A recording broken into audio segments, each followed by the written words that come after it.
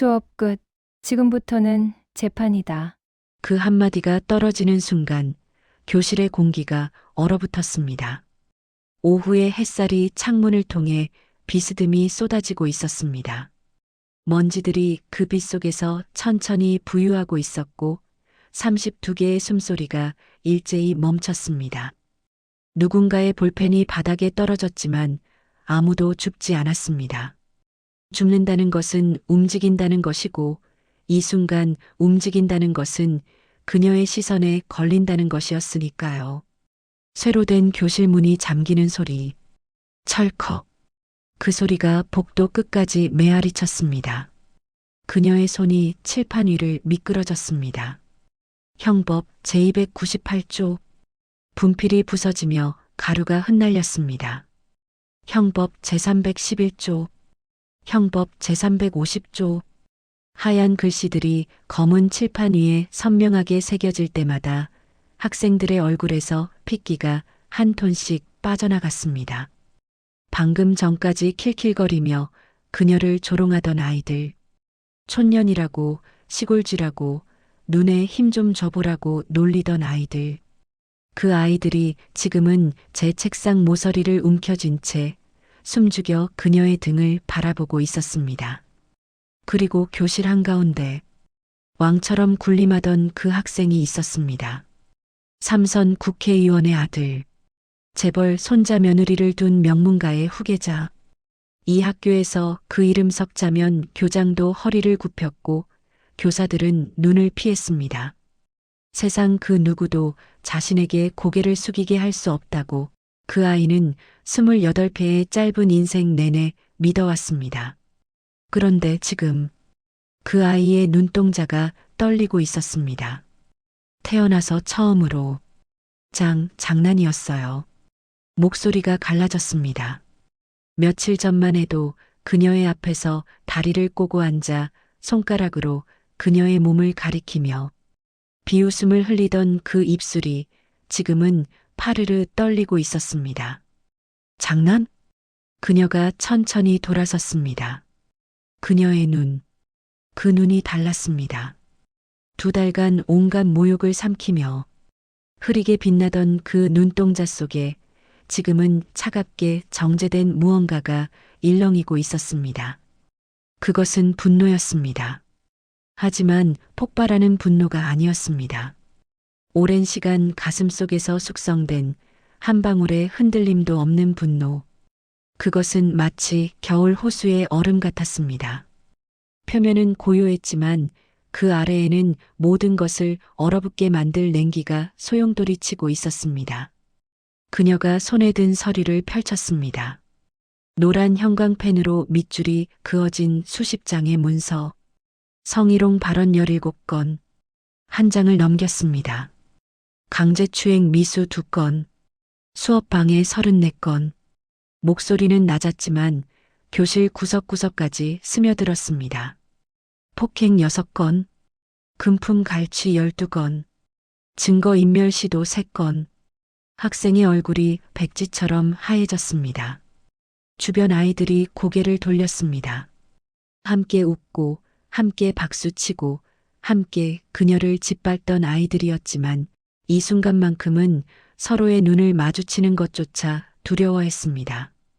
그리고 그녀가 마지막 서류를 꺼내 들려는 순간 복도에서 발소리가 들려왔습니다. 쿵, 쿵, 쿵. 다급하게 달려오는 소리. 곧이어 문을 두드리는 주먹 소리와 함께 고함이 터졌습니다. 서 선생, 당장 문 열어. 교장이었습니다. 목소리가 비명처럼 찢어졌습니다. 이게 다 뭔 짓이야? 그 학생 아버지가 누군지 알아. 삼선 국회의원이야. 내년에 당대표 된다고. 학생들의 시선이 일제히 그녀에게로 쏠렸습니다. 끝났다. 저 선생님, 오늘이 마지막이다. 국회의원을 건드리다니. 불쌍하기도 하지. 그때 그녀가 천천히 고개를 돌렸습니다. 그녀의 옆 얼굴이 창문으로 들어오는 빛에 비쳤습니다. 두려움은 없었습니다. 아니, 오히려 그녀의 입꼬리가 미세하게 올라가고 있었습니다. 마치 오래 기다려온 순간이 드디어 왔다는 듯이. 알죠. 짧은 대답이었습니다. 저도 잘 아는 분이시니까요. 그 순간 교실 안의 공기가 완전히 뒤집혔습니다. 학생들의 입이 벌어졌습니다. 저 사람 대체 누구야? 시골에서 올라온 기간제 아니었어? 국회의원을 어떻게 안다는 거지? 복도의 교장마저 말문이 막혔습니다. 2달 전만 해도 아무도 상상하지 못했습니다. 매일 고개 숙이고 다니던 그녀가, 무시당해도 웃음으로 넘기던 그녀가, 치맛자락에 음료수를 쏟아부어도 괜찮다며 손살에 치던 그녀가, 오늘 이 학교의 왕을 무릎 꿇릴 줄은. 이 놀라운 반전의 전체 이야기가 궁금하시다면 잠시만 구독 버튼을 눌러주세요. 평범해 보이는 사람들의 숨겨진 이야기를 매일 전해드립니다. 알림 설정까지 해두시면 새로운 이야기를 놓치지 않으실 수 있습니다. 자, 이제 시간을 2달 전으로 돌려보겠습니다. 그녀가 처음 이 학교에 발을 들였던 그날, 희망과 두려움을 동시에 안고 새로운 시작을 꿈꾸던 그날로 3월의 바람이 아직 차가웠습니다. 서윤아는 학교 정문 앞에 서서 한참을 올려다보았습니다. 창신고등학교, 서울에서도 손꼽히는 명문사립. 정문 양옆으로 늘어선 벚나무들은 아직 꽃을 피우지 않았지만 곧 이 길이 분홍빛으로 물들 거라는 걸 그녀는 알고 있었습니다. 가슴이 두근거렸습니다. 설렘이었을까요? 두려움이었을까요? 아마 둘 다였을 겁니다. 그녀는 낡은 서류 가방을 2 손으로 꼭 쥐었습니다. 그 안에는 교사 임용 서류와 수업 계획안, 그리고 접어서 넣어둔 작은 메모지 하나가 들어 있었습니다. 메모지에는 이렇게 적혀 있었습니다. 다시 시작하자. 이번엔 다르게. 그녀는 깊게 숨을 들이쉬었습니다. 가슴 한편에 묵직하게 내려앉은 무언가가 있었지만 그녀는 애써 외면했습니다. 지금은 생각하지 말자. 여기서는 그냥 평범한 교사로 살자. 아이들에게 좋은 것만 가르치자. 교무실 문을 열었을 때 아무도 그녀를 쳐다보지 않았습니다. 책상마다 서류 더미가 쌓여 있었고 교사들은 저마다 컴퓨터 화면에 얼굴을 묻고 있었습니다. 유나는 어색하게 서서 누군가 자신을 안내해 주기를 기다렸습니다. 1분, 2분, 3분. 아무도 오지 않았습니다. 결국 그녀가 먼저 다가갔습니다. 저 오늘 부임하는 서윤아입니다. 국어과 기간제로. 아, 그래요? 중년의 여교사가 고개를 살짝 들었다가 다시 화면으로 돌렸습니다. 저기 빈자리 아무데나 앉아요. 담당 학년은 2학년 3반이고 담임은 최정희 선생이니까 그분한테 물어봐요. 그게 전부였습니다. 유나는 구석에 있는 낡은 책상으로 걸어갔습니다. 의자에 앉았을 때 삐걱 소리가 났습니다. 책상 서랍을 열어보니 이전 교사가 두고 간 먼지 쌓인 서류들이 가득했습니다. 그녀는 그것들을 하나씩 정리하며 쓴웃음을 지었습니다. 괜찮아. 원래 그런 거야. 신임이니까. 점심시간이 되어서야 담임 최정희 선생을 만날 수 있었습니다. 40대 중반의 최 선생은 유나를 위아래로 훑어보더니 의미심장한 한숨을 내쉬었습니다. 서 선생님, 2학년 3반이 좀 그래요. 네, 어떻게요? 그냥 조심해요. 특히 한 학생이 있는데. 최 선생은 말끝을 흐렸습니다. 뭔가 더 말하고 싶은 듯 했지만 결국 입을 다물었습니다. 일단 직접 보면 알 거예요. 오후 2시, 첫 수업. 유나는 교실 문 앞에서 심호흡을 했습니다. 손바닥에 땀이 배어 있었습니다. 괜찮아. 나는 할 수 있어. 아이들은 그냥 아이들일 뿐이야. 문을 열고 들어서는 순간 교실이 조용해졌습니다. 32개의 시선이 그녀에게 꽂혔습니다. 유나는 미소를 지으며 교탁으로 걸어갔습니다. 안녕하세요. 오늘부터 국어를 담당하게 된 서유나입니다. 잘 부탁드려요. 침묵. 그리고 누군가의 웃음소리가 터졌습니다. 뭐야, 완전 촌스럽다. 교실 한가운데 창가 쪽 자리에 앉은 학생이었습니다. 다리를 책상 위에 올리고 비스듬히 기대앉아 그녀를 바라보고 있었습니다. 교복 셔츠의 단추는 3개나 풀려 있었고 귀에는 번쩍이는 피어싱이 박혀 있었습니다. 한재민. 유나는 아직 그 이름을 몰랐습니다. 하지만 본능적으로 느꼈습니다. 이 교실의 공기가 저 학생을 중심으로 흐르고 있다는 것을. 쌤, 어디서 왔어요? 말투가 완전 시골인데. 킬킬거리는 웃음이 퍼졌습니다. 주변 학생들이 눈치를 보며 따라 웃었습니다. 유나의 미소가 굳었습니다. 하지만 그녀는 애써 밝은 표정을 유지했습니다. 충청도에서 왔어요. 사투리가 좀 남아있나 보네요. 아, 진짜? 촌년이네. 그 단어가 교실에 떨어졌을 때 유나의 심장이 쿵 내려앉았습니다. 촌년. 누군가 자신을 그렇게 부른 건 처음이었습니다. 아니, 정확히는 처음이 아니었습니다.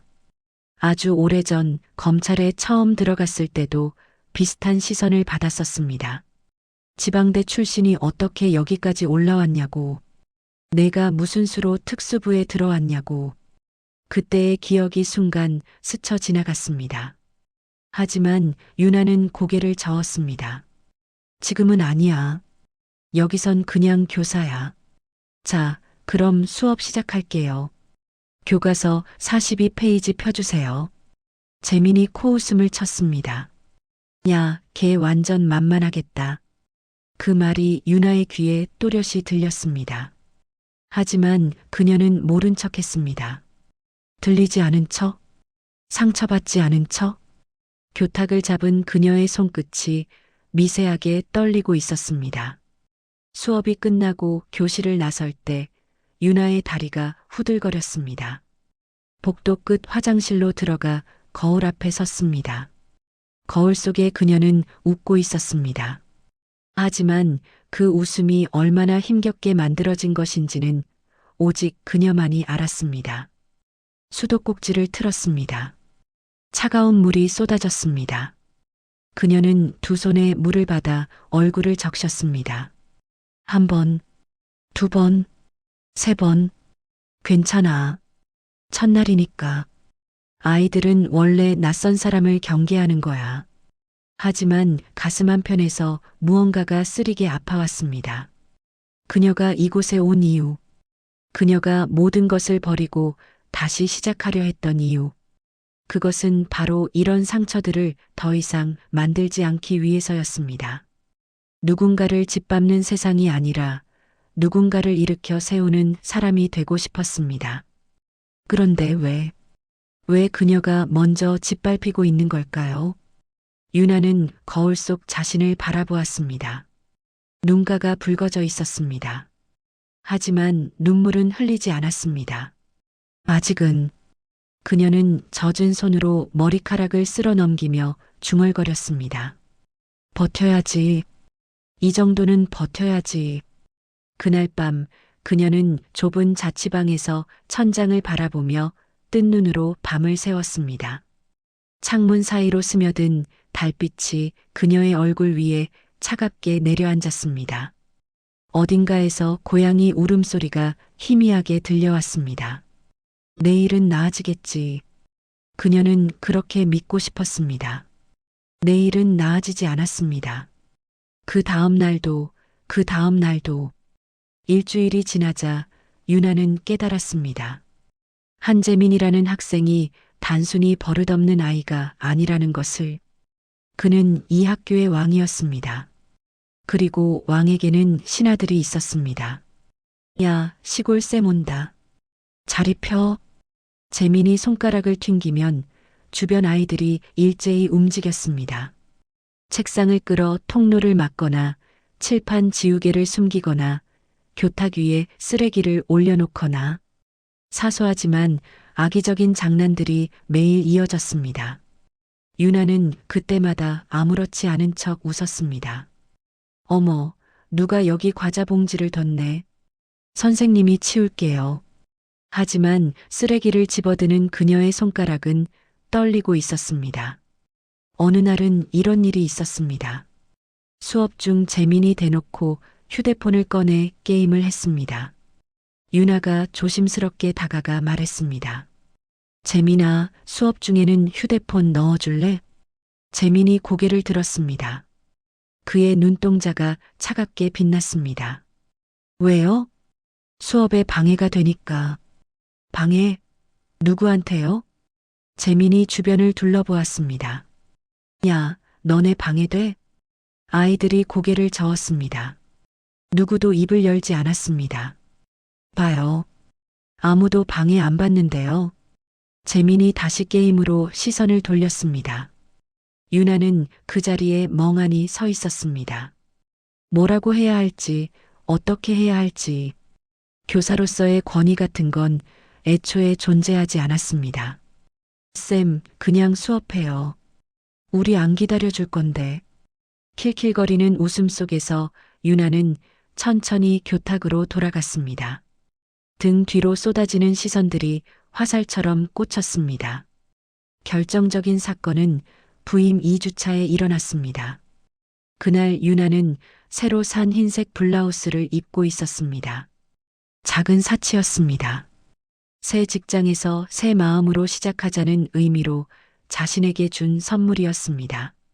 쉬는 시간 유나가 복도를 지나가는데 갑자기 어깨에 차가운 액체가 쏟아졌습니다. 콜라였습니다. 아, 미안해요, 쌤. 손이 미끄러졌네. 재민이었습니다. 그의 입꼬리가 비틀어져 올라가 있었습니다. 미안하다는 말과는 전혀 어울리지 않는 표정이었습니다. 주변에 서 있던 아이들이 입을 막고 웃었습니다. 유나의 블라우스가 갈색으로 물들어갔습니다. 그녀는 떨리는 손으로 옷을 털었습니다. 눈앞이 흐려졌습니다. 울면 안 돼. 여기서 울면 지는 거야. 괜찮아요. 실수할 수도 있지. 그녀는 웃었습니다. 입술이 파르르 떨렸지만 그래도 웃었습니다.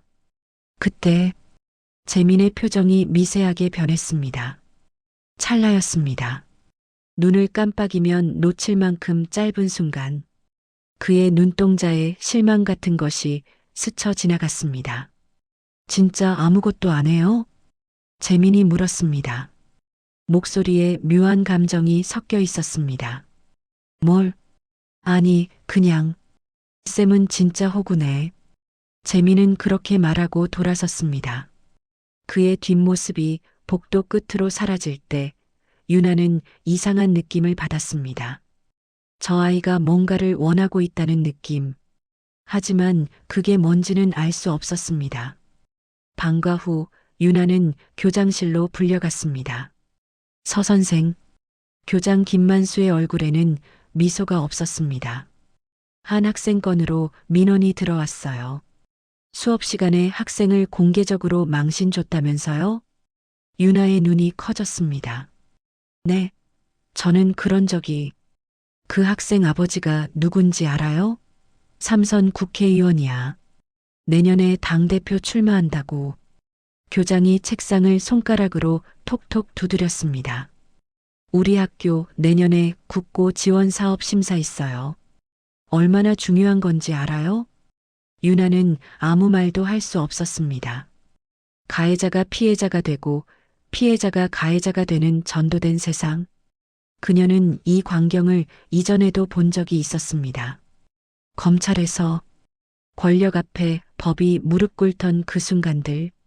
그냥 조용히 넘어가요. 기간제잖아, 서 선생은. 교장의 말이 비수처럼 꽂혔습니다. 기간제. 언제든 잘릴 수 있는 사람. 목소리를 낼 자격이 없는 사람. 유나는 고개를 숙였습니다. 네, 알겠습니다. 그날 밤 유나는 자취방 구석에 웅크리고 앉아 울었습니다. 콜라에 젖은 블라우스를 껴안고 소리 없이 울었습니다.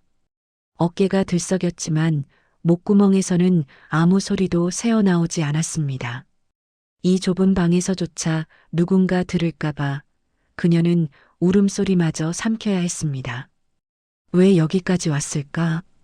모든 걸 버리고 도망쳐 왔는데 도망친 곳에서도 똑같은 일이 반복되고 있었습니다. 권력 앞에 짓밟히는 사람들, 진실보다 힘이 우선인 세상. 달라진 건 아무것도 없었습니다. 그때 그녀의 시선이 책상 서랍에 멈췄습니다. 서랍 안에는 오래된 신문 스크랩이 있었습니다. 누렇게 바랜 기사, 그녀가 어디를 가든 버리지 못하고 들고 다니는 것, 명문가 자녀 학교 폭력 사건, 피해 학생 극단적 선택. 기사 속 사진에는 환하게 웃고 있는 소년이 있었습니다. 그녀가 구하지 못한 아이. 유나는 그 사진을 오래도록 바라보았습니다. 미안해. 그때 내가 더 싸웠어야 했는데. 눈물이 기사 위로 떨어졌습니다. 글씨가 번졌습니다. 그녀는 아직 몰랐습니다. 그 기사 속 소년과 지금 그녀를 괴롭히는 학생이 어떤 관계인지를. 한 달이 지났습니다. 유나의 눈 밑에는 어두운 그림자가 내려앉았습니다. 잠을 제대로 자지 못했습니다. 매일 밤 천장을 바라보며 내일을 두려워했고 아침이 오면 무거운 몸을 끌고 학교로 향했습니다. 출근길 지하철 안에서 그녀는 늘 창문에 비친 자신의 얼굴을 보았습니다. 언제부터 저렇게 눈빛이 꺼졌을까? 그래도 버텼습니다. 이를 악물고 주먹을 쥐고 하루하루를 버텨냈습니다. 넘어지면 다시 일어나면 된다고 그녀는 매일 아침 거울 앞에서 되뇌었습니다. 하지만 일어설 때마다 무릎이 더 깊이 까지고 있다는 것을 그녀도 알고 있었습니다. 재민의 괴롭힘은 점점 교묘해졌습니다. 직접적인 폭력은 없었습니다. 그는 머리가 좋았습니다. 증거가 남지 않는 선에서 하지만 확실하게 그녀를 무너뜨리는 방법을 알고 있었습니다. 수업 시간마다 작은 소음을 냈습니다. 볼펜을 떨어뜨리고 책장을 넘기고 의자를 삐걱거렸습니다. 유나가 돌아보면 아무 일도 없다는 듯 앉아 있었습니다. 하지만 그녀가 다시 칠판을 향하면 또 소리가 났습니다. 찰칵, 딸깍, 끼익. 미세한 소음들이 그녀의 신경을 갉아먹었습니다. 어느 날은 교탁 위에 올려둔 그녀의 가방이 사라졌습니다. 수업이 끝나고 한참을 찾았지만 보이지 않았습니다. 결국 청소 시간이 되어서야 쓰레기통 속에서 발견했습니다. 가방 안에 있던 서류들은 구겨져 있었고 그녀가 소중히 간직하던 메모지는 반으로 찢겨 있었습니다. 다시 시작하자. 이번엔 다르게. 찢어진 메모지를 바라보며 유나는 한참을 서 있었습니다. 손가락 끝이 파르르 떨렸습니다. 분노였습니다. 오랫동안 눌러왔던 감정이 가슴 밑바닥에서 부글부글 끓어올랐습니다. 하지만 그녀는 숨을 깊이 들이쉬며 그것을 다시 삼켰습니다. 아직은 안 돼. 아직은. 그러던 어느 날이었습니다. 점심시간 유나는 옥상으로 이어지는 계단에서 이상한 소리를 들었습니다.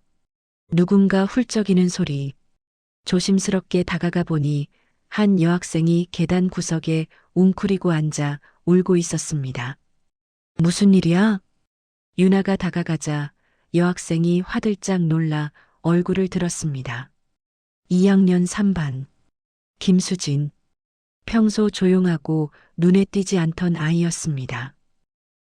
선생님. 수진의 눈이 빨갛게 부어 있었습니다. 그리고 그녀의 교복 소매 사이로 시퍼런 멍 자국이 보였습니다. 유나의 눈동자가 흔들렸습니다. 이거 누가 그랬어? 수진이 고개를 저었습니다. 말하지 않겠다는 뜻이었습니다. 아니, 말할 수 없다는 뜻이었습니다. 재민이 한테 돈 빌렸는데 이자가 그 말에 유나의 표정이 굳었습니다.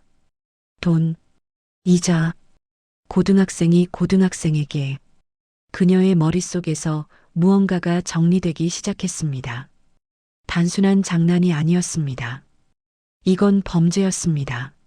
미성년자 대상 불법 대부업, 형법 제347조 사기죄와 폭력행위 등 처벌에 관한 법률 위반. 유나는 자신도 모르게 중얼거렸습니다. 이자제한법 위반에 미성년자 대상 채권 추심이라. 수진이 눈을 크게 떴습니다. 네. 유나가 퍼뜩 정신을 차렸습니다. 위험했습니다. 또 그 버릇이 나왔습니다. 그녀는 서둘러 말을 돌렸습니다. 아니야. 그냥 혼잣말이야. 선생님이 도와줄게. 그녀는 수진의 손을 잡았습니다. 차갑고 작은 손이었습니다. 이 아이를 지켜줘야 한다. 적어도 이 아이만큼은. 하지만 그 모습을 누군가 지켜보고 있었습니다. 계단 위 어둠 속에 한 사람이 서 있었습니다. 한재민이었습니다. 그는 유나가 법률 용어를 중얼거리는 것을 들었습니다. 그의 입꼬리가 미세하게 올라갔습니다. 드디어 그의 눈동자에 묘한 빛이 일렁였습니다. 다음 날 재민이 교실에서 유나에게 말을 걸었습니다. 쌤, 어제 수진이랑 뭐 했어요? 유나의 등이 굳었습니다. 그냥 상담이야. 상담? 무슨 상담이요? 혹시? 재민이 한 발짝 다가왔습니다. 그의 목소리가 낮아졌습니다. 고소라도 하시려고요? 그 단어에 유나의 눈이 미세하게 떨렸습니다. 무슨 소리야? 아니, 그냥요. 재민이 어깨를 으쓱했습니다. 쌤이 좀 특이해 보여서요. 보통 교사들은 무서워서 아무것도 못하거든요. 근데 쌤은 뭔가 달라요. 그는 유나를 똑바로 바라보았습니다. 마치 이런 일에 익숙한 사람 같아요. 유나의 심장이 쿵 내려앉았습니다. 이 아이가 알고 있나? 아니, 알 리가 없어. 그녀는 애써 표정을 유지했습니다. 무슨 말인지 모르겠는데. 그래요? 며칠 후 사건이 터졌습니다. 점심시간이 끝나갈 무렵이었습니다. 운동장 쪽에서 비명소리가 들려왔습니다. 유나가 달려갔을 때 이미 학생들이 원을 그리며 무언가를 구경하고 있었습니다. 원 한가운데에 수진이 쓰러져 있었습니다. 수진아. 유나가 사람들을 밀치고 들어갔습니다. 수진의 얼굴은 창백했고 교복 치마가 흙투성이었습니다. 그리고 그녀의 발밑에는 구겨진 지폐들이 흩어져 있었습니다. 돈이 없으면 이렇게 구걸해서라도 갚아야지. 그 목소리. 유나가 고개를 들었습니다. 재민이 팔짱을 끼고 서 있었습니다. 그의 주변에는 늘 따라다니는 아이들이 킬킬거리고 있었습니다. 쌤도 봤죠? 제가 자기 발로 넘어진 거예요. 맞죠? 재민이 주변을 둘러보았습니다. 아무도 대답하지 않았습니다. 하지만 아무도 반박하지도 않았습니다. 침묵은 동이었습니다. 이 학교에서 한재민을 거스르는 것은 곧 죽음을 의미했으니까요. 유나의 손이 떨렸습니다. 수진을 부축해 일으키면서 그녀의 눈동자가 달라지고 있었습니다. 평소에 흐릿하고 지친 눈빛이 아니었습니다. 그 안에서 무언가가 천천히 깨어나고 있었습니다. 얼음장 밑에 갇혀있던 불꽃이 조금씩 녹아 올라오는 것처럼. 재민아. 유나의 목소리가 낮게 깔렸습니다. 지금 뭐 한 거야? 뭐긴요. 그냥 빚독촉이요. 재민이 피식 웃었습니다. 불법 아니에요. 제가 자기가 빌려간 거니까. 미성년자 간 금전 대차는 법적 효력이 없어. 그리고 지금 내가 한 행위는 채권추심법 위반에 해당해. 순간 공기가 얼어붙었습니다. 유나 자신도 놀랐습니다. 입 밖으로 튀어나온 말. 숨기고 있던 언어가 저도 모르게 흘러나왔습니다. 주변 학생들이 수군거리기 시작했습니다. 저 선생님 방금 뭐라고 한 거야? 채권 추심법이 뭐야? 재민의 표정이 변했습니다. 하지만 그것은 당황이 아니었습니다. 오히려 그의 눈동자에 기이한 빛이 떠올랐습니다. 만족. 아니, 그보다 더 복잡한 감정. 마치 오래 기다리던 무언가를 드디어 발견한 사람의 표정이었습니다. 와, 쌤. 재민이 한 발짝 다가왔습니다. 역시 보통이 아니네요. 유나가 입술을 깨물었습니다. 실수였습니다. 너무 많이 드러냈습니다. 그냥 상식이야. 상식치고는 너무 정확한데요? 재민이 고개를 갸웃거렸습니다. 그의 눈이 유나를 훑었습니다. 마치 엑스레이처럼 그녀의 내면을 들여다보는 것 같았습니다. 쌤, 혹시 예전에 무슨 일 했어요? 심장이 쿵 내려앉았습니다. 교사야. 계속 교사였어. 거짓말. 재민이 단호하게 말했습니다. 쌤 눈 봐요. 지금 거짓말하는 눈이에요. 유나는 아무 말도 할 수 없었습니다. 이 아이는 무섭도록 날카로웠습니다. 숨길수록 더 파고드는 본능적인 촉이 있었습니다. 뭐 상관없어요. 재민이 어깨를 으쓱하며 돌아섰습니다. 어차피 쌤이 뭐였든 여기선 아무 소용 없으니까요. 우리 아빠가 누군지 알잖아요. 그 말을 남기고 재민은 사라졌습니다. 유나는 수진을 데리고 보건실로 갔습니다. 수진의 무릎을 소독하면서 그녀의 손이 미세하게 떨렸습니다. 분노 때문이 아니었습니다. 아니, 분노도 있었지만 그보다 더 큰 감정이 있었습니다. 두려움. 자신 안에서 깨어나고 있는 무언가에 대한 두려움. 검사 서윤아. 그녀가 애써 묻어두었던 이름. 권력 앞에 무릎 꿇고 진실을 외면하고 도망쳐 나왔던 그 사람. 다시는 그렇게 살지 않겠다고 다짐했었습니다. 하지만 지금 그녀의 내면에서 그 사람이 다시 고개를 들고 있었습니다. 저 아이를 그냥 둬도 되는 거야? 그 물음이 머릿속을 맴돌았습니다. 방과 후 유나는 교장실 앞에 섰습니다. 문을 두드리려다 멈췄습니다. 지난번 일이 떠올랐습니다. 기간제잖아, 서 선생은. 그 말이 아직도 귓가에 맴돌았습니다. 하지만 수진의 얼굴이 떠올랐습니다. 울면서 도움을 청하던 그 눈. 또 들어와요. 교장의 목소리는 여전히 차가웠습니다. 유나는 준비해온 서류를 내밀었습니다. 교장 선생님, 한재민 학생의 행동에 대해 정식으로 문제 제기하려고 합니다. 이건 단순한 학교 폭력이 아닙니다. 불법 대부업과 채권 추심, 폭행까지 형사고발 대상입니다. 교장의 얼굴이 굳었습니다. 잠시 침묵이 흘렀습니다. 교장이 서류를 받아들고 훑어보았습니다. 그리고 천천히 서류를 내려놓았습니다. 서 선생, 교장의 목소리가 낮아졌습니다. 이거 어디서 배웠어요? 고발장 형식이 완벽한데. 유나의 등에 식은땀이 흘렀습니다. 그냥 인터넷에서. 서 선생, 나도 바보는 아니에요. 교장이 유나를 똑바로 바라보았습니다. 당신 대체 뭐 하던 사람이야? 재민이 피식 웃었습니다. 그럼 됐어요. 근데 쌤, 그가 돌아서며 말했습니다. 진짜 도망만 칠 거예요? 언제까지? 그 말이 유나의 가슴에 비수처럼 꽂혔습니다. 도망. 그녀는 그 자리에 서서 재민의 뒷모습을 바라보았습니다.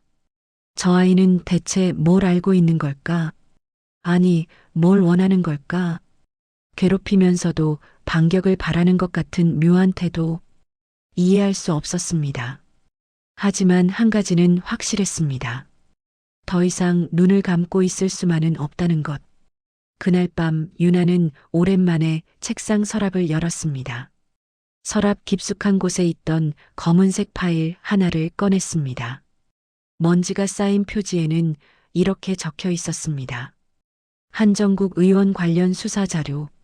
그녀의 손가락이 파일 위에서 멈췄습니다. 심장이 빠르게 뛰었습니다. 다시 열어볼 용기가 있을까? 그녀는 창밖을 바라보았습니다. 달이 구름에 가려져 있었습니다. 어둠 속에서 그녀의 눈동자만이 희미하게 빛났습니다. 당신 대체 뭐 하던 사람이야? 교장의 질문이 허공에 떠돌았습니다. 유나는 입술을 깨물었습니다. 대답해야 할까?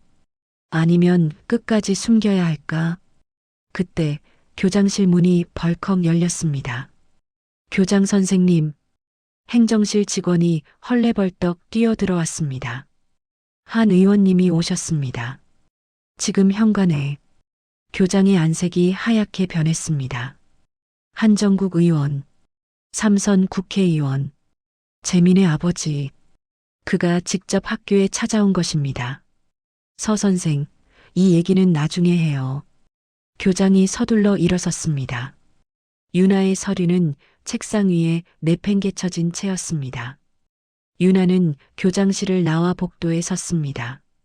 창문 너머로 검은색 세단이 보였습니다. 차에서 내리는 남자.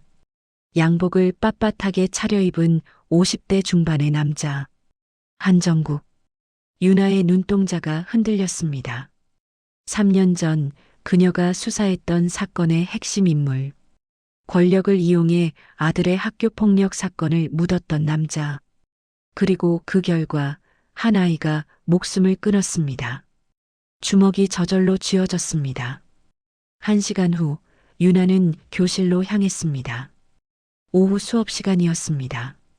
문을 열고 들어서는 순간 이상한 기운이 느껴졌습니다. 학생들의 시선이 달랐습니다. 킬킬거리는 웃음, 수군거리는 소리, 그리고 교탁 위에 놓인 것, 사진이었습니다. 유나의 얼굴이 굳었습니다. 그것은 3년 전 신문 기사 사진이었습니다.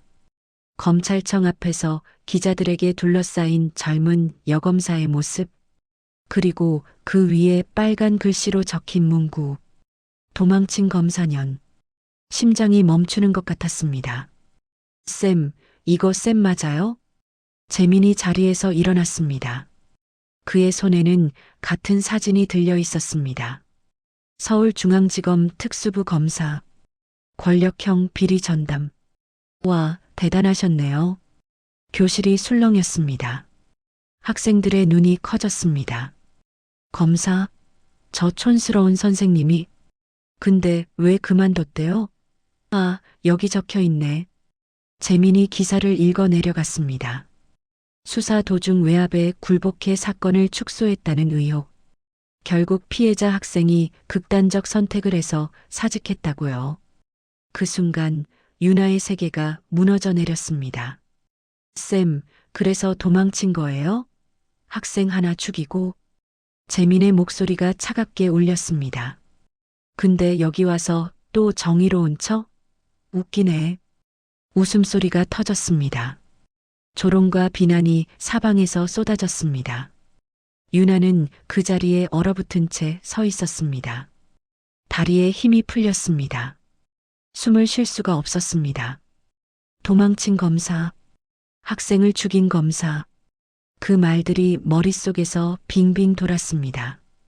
그녀가 3년간 짊어지고 살아온 죄책감, 밤마다 악몽으로 찾아오던 그 아이의 얼굴, 모든 것이 한꺼번에 터져 나오는 것 같았습니다. 눈앞이 흐려졌습니다. 그때, 야, 한재민. 누군가의 목소리가 들렸습니다. 수진이었습니다. 구석자리에서 벌떡 일어난 그 아이가 떨리는 목소리로 말했습니다. 너 그거 알아? 그 기사에 나온 피해자 학생. 수진이 유나를 바라보았습니다. 그 학생 이름 한승민이야. 내 형이잖아. 교실이 얼어붙었습니다. 재민의 표정이 일그러졌습니다. 아무도 움직이지 않았습니다. 아무도 숨쉬지 않았습니다. 유나가 천천히 고개를 들었습니다. 너 알고 있었어? 재민이 대답하지 않았습니다. 하지만 그의 떨리는 손끝이 모든 것을 말해주고 있었습니다. 그 순간 유나의 머릿속에서 모든 것이 연결되었습니다. 재민의 집요한 괴롭힘, 법적 대응을 부추기던 그 묘한 태도, 도망치지 말라던 그 말, 그것은 단순한 악의가 아니었습니다. 복수였습니다. 형을 구하지 못한 검사에 대한 복수. 유나는 깊게 숨을 들이쉬었습니다. 눈물이 볼을 타고 흘러내렸습니다. 하지만 그녀는 그것을 닦지 않았습니다. 그래, 내 말이 맞아. 유나의 목소리가 낮게 깔렸습니다. 나는 도망쳤어. 내 형을 구하지 못했어. 그건 내 잘못이야. 교실이 조용해졌습니다. 하지만 유나가 교실 문을 향해 걸어갔습니다. 그리고 문을 닫았습니다. 철컥. 잠금 장치가 걸리는 소리가 울렸습니다. 이번엔 도망치지 않을 거야. 유나가 돌아섰습니다. 그녀의 눈에서 눈물은 사라져 있었습니다. 그 대신 오래전 검찰청 복도를 걷던 그 여자의 눈빛이 돌아와 있었습니다. 차갑고 날카롭고 흔들림 없는 눈빛. 수업 끝. 유나가 천천히 칠판으로 걸어갔습니다. 분필을 집어들었습니다. 창문으로 들어오는 오후 햇살이 그녀의 얼굴을 비쳤습니다. 더 이상 고개 숙인 신임 교사의 얼굴이 아니었습니다. 지금부터는 재판이다. 분필이 칠판 위를 미끄러졌습니다. 형법 제298조. 글씨가 새겨질 때마다 학생들의 얼굴이 창백해졌습니다. 형법 제311조. 형법 제350조. 교실 안에 분필 소리만이 메마르게 울렸습니다. 재민은 자리에 얼어붙은 채 그녀를 바라보았습니다. 그가 원했던 것은 이것이었습니다. 도망치지 않는 그녀의 모습, 형을 외면했던 그 검사가 다시 싸우는 모습. 하지만 막상 그것이 눈앞에 펼쳐지자 알 수 없는 감정이 가슴을 짓눌렀습니다. 두려움인지 안도인지 아니면 그 둘 다인지 재미는 알 수 없었습니다. 유나가 서류 뭉치를 교탁 위에 올려놓았습니다. 탁! 그 소리가 교실 전체에 울렸습니다. 한재민. 그녀가 재민을 똑바로 바라보았습니다. 내가 원하던 게 이거지? 재민은 대답하지 못했습니다. 입술이 파르르 떨릴 뿐이었습니다. 3년 전 형이 죽던 날, 그날 이후로 재민은 단 하루도 그 검사를 잊은 적이 없었습니다. 형을 구할 수 있었던 유일한 사람. 하지만 권력 앞에 무릎 꿇고 도망쳐버린 사람. 그녀를 증오했습니다. 하지만 동시에 그녀가 다시 일어나기를 바랐습니다. 형을 위해서, 그리고 어쩌면 자기 자신을 위해서도. 유나의 눈동자가 재민을 관통했습니다. 그 안에는 분노도 원망도 없었습니다. 오직 깊고 무거운 슬픔만이 고여 있었습니다. 미안해. 작은 목소리였습니다. 승민이를 지켜주지 못해서. 재민의 눈가가 붉어졌습니다. 3년 동안 한 번도 울지 않았던 그가 처음으로 눈물을 참아야 했습니다. 교실은 법정이 되었습니다. 유나가 칠판에 적어 내려간 것은 단순한 법조문이 아니었습니다. 그것은 한재민이 지난 1년간 저지른 모든 범죄의 목록이었습니다. 피해자 김수진. 불법 고리대금 피해액 32만 원. 이자율 연 환산 2,400%. 이자제한법 위반. 유나의 목소리는 차갑고 정확했습니다. 피해자 박민호. 폭행 및 금품 갈취. 피해액 27만 원. 형법 제350조 공갈죄. 한 줄 한 줄 적힐 때마다 교실의 공기가 무거워졌습니다. 학생들은 숨도 제대로 쉬지 못했습니다. 피해자 이준혁. 지속적 괴롭힘 및 협박. 형법 제283조 협박죄. 재민은 자리에 굳은 채 그녀를 바라보았습니다. 아무 말도 할 수 없었습니다. 그녀가 나열하는 것들은 모두 사실이었습니다. 단 하나의 오차도 없이 이 모든 증거는 여기 있어. 유나가 서류 뭉치를 들어 보였습니다. CCTV 영상 분석 37건, 피해자 진술서 12건, 녹음 파일 23개, 금융 거래 내역 8건, 교실이 술렁였습니다. 저걸 언제 다 모은 거야? 한 달밖에 안 됐는데? 하지만 유나에게 한 달은 충분한 시간이었습니다. 특수부 검사 시절 그녀는 일주일 만에 수백억 대 횡령 사건의 증거를 수집한 적도 있었습니다. 학교 안에서 벌어진 일들을 정리하는 것쯤은 어렵지 않았습니다. 한재민. 유나가 재민을 똑바로 바라보았습니다. 내가 저지른 범죄는 성인이었다면 최소 징역 3년에 해당해. 미성년자이기 때문에 소년원 송치로 끝날 수도 있지만 그건 법원이 결정할 일이야. 재민의 얼굴이 창백해졌습니다. 쌤, 잠깐. 아직 안 끝났어. 유나가 마지막 서류를 꺼냈습니다. 그리고 이건 그녀의 손이 미세하게 떨렸습니다. 하지만 목소리는 흔들리지 않았습니다. 3년 전 한승민 학생 사건 관련 자료야. 당시 수사가 중단된 이유, 외압을 행사한 사람의 이름, 그리고 은폐된 증거들. 순간 교실 밖에서 고함이 터졌습니다. 문 열어. 한정국 의원이었습니다. 교장과 함께 복도에 서서 문을 두드리고 있었습니다. 서윤아, 당장 나와. 지금 뭐 하는 짓이야? 유나는 천천히 문 쪽으로 걸어갔습니다. 그리고 문을 열었습니다. 한정국 의원의 얼굴이 시뻘겋게 달아올라 있었습니다. 그의 뒤에는 안절부절 못하는 교장이 서 있었습니다. 당신 미쳤어? 한정국이 교실 안으로 들어서며 소리쳤습니다. 감히 내 아들을 어쩌겠다고? 당신이 뭔데? 검사 관뒀으면 그냥 조용히 살 것이지. 유나는 대답하지 않았습니다. 그저 그를 바라보았습니다. 3년 전 수사실에서 마주쳤던 그 눈빛 그대로. 3년 전에도 그랬죠. 유나의 목소리가 낮게 깔렸습니다. 저한테 그렇게 말씀하셨어요. 검사 관두고 싶지 않으면 조용히 있으라고. 한정국의 표정이 굳었습니다. 그때 저는 겁이 났어요. 제 앞길이 무서웠어요. 그래서 눈을 감았죠. 유나의 눈에서 눈물이 흘러내렸습니다. 하지만 그녀는 닦지 않았습니다. 그 결과 한 아이가 죽었어요. 당신의 아들이, 당신이 때리고 학대하던 아이가. 교실이 정적에 휩싸였습니다.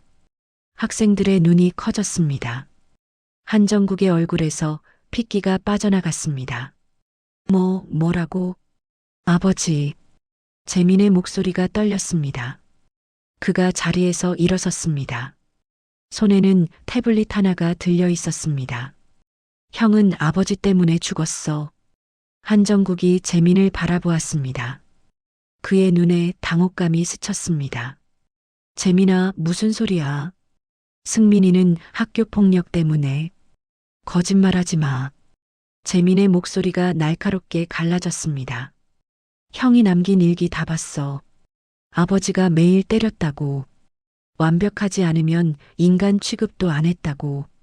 형은 학교에서 맞은 게 아니야. 집에서 맞은 거야. 한정국의 얼굴이 일그러졌습니다.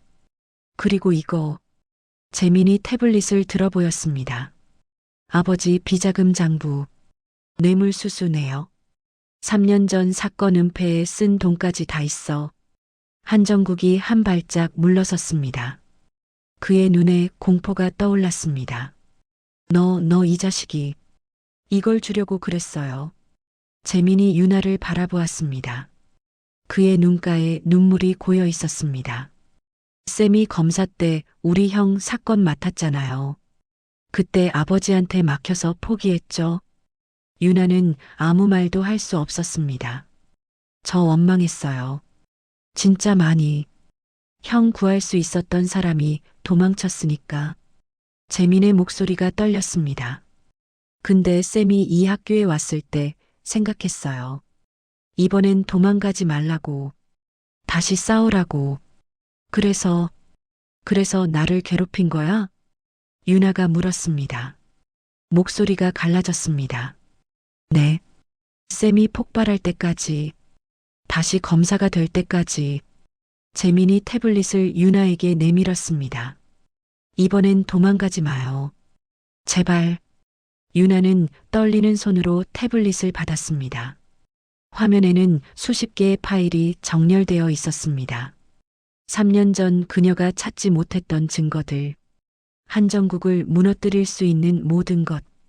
그녀의 눈에서 눈물이 흘러내렸습니다. 재민아. 유나가 재민의 어깨를 잡았습니다. 미안해. 그리고 고마워. 재민이 고개를 떨궜습니다. 3년 동안 꾹꾹 눌러왔던 눈물이 터져 나왔습니다. 그날 이후 모든 것이 빠르게 돌아갔습니다.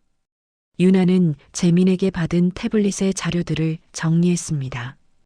밤새 잠을 자지 않았습니다. 화면에 떠오르는 숫자들과 문서들을 하나하나 확인할 때마다 그녀의 손이 떨렸습니다. 3년 전 자신이 포기했던 것들, 그때 조금만 더 버텼다면 찾을 수 있었을 증거들. 새벽녘 창문으로 첫 햇살이 스며들 때쯤 그녀는 마지막 파일을 닫았습니다. 충분했습니다. 아니, 충분한 정도가 아니었습니다.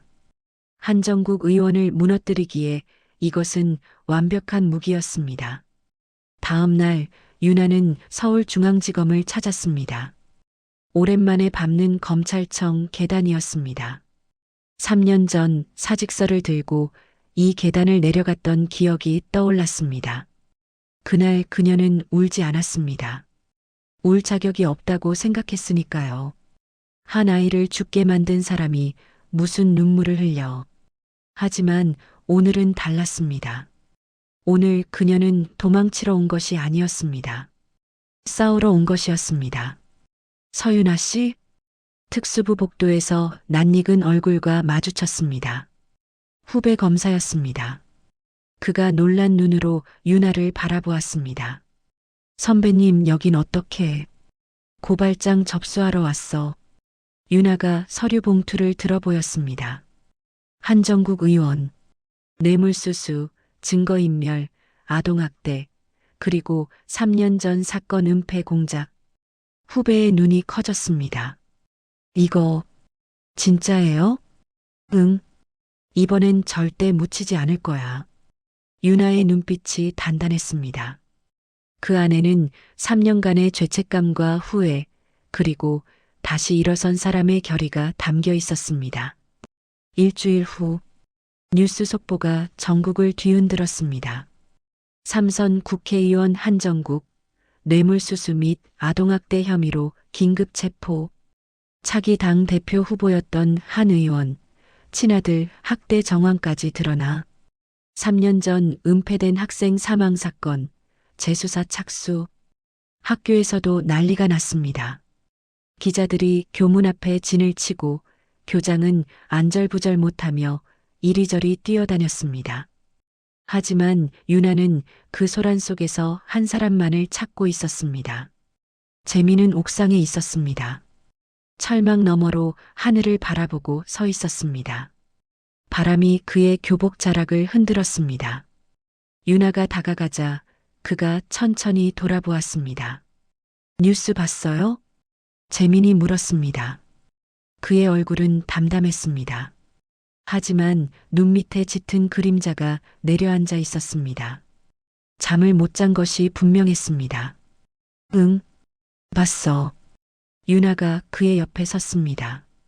기분이 어때? 재민은 대답하지 않았습니다. 한참 동안 하늘만 바라보았습니다. 구름이 천천히 흘러가고 있었습니다. 모르겠어요. 마침내 그가 입을 열었습니다. 시원해야 하는데. 형 복수했으니까. 근데 그의 목소리가 갈라졌습니다. 그래도 아빠잖아요. 유나는 아무 말도 하지 않았습니다. 그저 그의 옆에 서서 같은 하늘을 바라보았습니다. 어떤 말도 이 아이의 상처를 치유할 수 없다는 것을 알았습니다. 아버지를 자기 손으로 감옥에 보낸 아이. 그 무게를 어떻게 위로할 수 있을까요? 쌤, 재민이 유나를 바라보았습니다. 저도 처벌받아야 해요. 유나의 눈이 흔들렸습니다. 뭐, 저 나쁜 짓 많이 했잖아요. 수진이한테, 다른 애들한테. 이유가 있었다고 해도 그건 변명이에요. 쌤한테도 못된 짓 많이 했고, 재민이 고개를 숙였습니다. 형이 보면 창피해할 것 같아요. 동생이 이 모양이니까. 유나의 가슴이 저렸습니다. 이 아이는 알고 있었습니다. 목적이 아무리 정당해도 그 과정에서 다른 사람을 다치게 했다면 그것은 잘못이라는 것을, 누군가를 구하기 위해 누군가를 짓밟는 것은 정의가 아니라는 것을. 재민아. 유나가 재민의 어깨를 잡았습니다. 내가 한 일은 분명 잘못이야. 변명의 여지가 없어. 재민이 고개를 끄덕였습니다. 눈물이 볼을 타고 흘러내렸습니다. 하지만 유나의 목소리가 부드러워졌습니다. 내가 그걸 알고 있다는 것, 스스로 책임지려 한다는 것, 그게 중요해. 그녀가 재민의 눈물을 닦아주었습니다. 차갑던 손끝이 따뜻하게 느껴졌습니다. 법의 심판은 받아야 해. 하지만 그게 끝이 아니야. 형도 내가 무너지는 걸 원하지 않을 거야. 재민이 고개를 들었습니다. 그의 눈에 물음이 담겨 있었습니다. 그럼 어떻게 해야 하냐고. 다시 시작하면 돼. 유나가 미소 지었습니다. 오랜만에 진심으로 짓는 미소였습니다. 나도 그랬어. 도망치고 숨고 포기하고. 근데 결국 다시 여기 섰잖아. 넌 나보다 훨씬 어려. 시간이 많아. 바람이 불었습니다. 두 사람의 머리카락이 흩날렸습니다. 쌤은요? 재민이 물었습니다. 다시 검사할 거예요? 유나는 잠시 생각했습니다. 그리고 고개를 저었습니다. 아니, 왜요? 쌤 진짜 잘하잖아요. 그건 그래. 근데 유나가 학교 건물을 바라보았습니다. 창문 너머로 학생들이 오가는 모습이 보였습니다. 여기서 할 일이 아직 남은 것 같아. 재민이 유나를 바라보았습니다. 그녀의 옆 얼굴에 오후 햇살이 내려앉아 있었습니다. 쌤, 응? 고마워요. 그 말에 유나의 눈가가 붉어졌습니다. 나야말로. 두 사람은 한참 동안 나란히 서서 하늘을 바라보았습니다. 구름 사이로 햇빛이 쏟아져 내렸습니다. 어둠이 걷히고 새로운 빛이 세상을 비추고 있었습니다. 한 달 후, 가을이 깊어가고 있었습니다. 학교 앞 벚나무들은 잎을 떨구기 시작했고 붉은 단풍이 교정을 물들이고 있었습니다. 재민은 법원의 판결을 받았습니다. 소년원 6개월, 미성년자였기에 그리고 자수했기에 가벼운 처분이 내려졌습니다. 하지만 재민은 담담하게 그 판결을 받아들였습니다. 아니, 어쩌면 스스로 원했는지도 모릅니다. 자신이 저지른 일에 대한 대가를 치르는 것, 그것이 형에게 부끄럽지 않은 사람이 되는 첫걸음이라고 믿었으니까요. 호송차가 출발하기 전날 밤, 유나는 늦은 시간까지 책상 앞에 앉아 있었습니다. 그녀의 앞에는 빈 종이 한 장이 놓여 있었습니다. 펜을 들었다 놓기를 수십 번, 어떤 말로 시작해야 할지 알 수 없었습니다. 탄원서, 재민의 형을 줄여달라는 글이 아니었습니다. 그녀가 쓰려는 것은 다른 종류의 편지였습니다. 새벽이 되어서야 그녀는 마지막 문장을 적었습니다. 펜을 놓았을 때 종이 위에는 눈물 자국이 몇 개 번져 있었습니다. 다음 날 아침, 법원 앞은 기자들로 붐볐습니다. 한정국 의원의 아들이 소년원에 가는 날, 충분히 뉴스거리가 되는 장면이었습니다. 재민은 수갑을 찬 채 법원 계단을 내려오고 있었습니다. 카메라 플래시가 사방에서 터졌습니다. 하지만 그의 표정은 평온했습니다. 아니, 어쩌면 홀가분해 보이기까지 했습니다. 그때 재민아, 익숙한 목소리가 들렸습니다. 재민이 고개를 돌렸습니다. 인파 사이에 유나가 서 있었습니다. 그녀의 손에는 하얀 봉투 하나가 들려 있었습니다. 쌤, 유나가 천천히 다가왔습니다. 호송 담당자가 잠시 멈춰 섰습니다. 유나가 재민 앞에 섰습니다. 이거, 그녀가 봉투를 내밀었습니다. 탄원서 아니야. 그냥 편지야. 재민이 수갑찬 손으로 어색하게 봉투를 받았습니다. 나중에 읽어. 유나가 미소 지었습니다. 눈가가 붉어져 있었지만 울지 않으려 애쓰고 있었습니다. 그리고 재민아, 네, 죗값은 받아. 내가 한 일은 분명 잘못이니까. 재민이 고개를 끄덕였습니다. 하지만 유나의 목소리가 떨렸습니다. 돌아오면 그땐 진짜 내 학생으로 받아줄게. 재민의 눈에 눈물이 고였습니다. 3년 동안 아무에게도 보이지 않았던 눈물이, 형이 떠난 후 한 번도 흘리지 않았던 눈물이. 쌤, 응, 나 진짜 쌤 미워했어요. 형 못 구해줬을 때. 유나가 고개를 끄덕였습니다.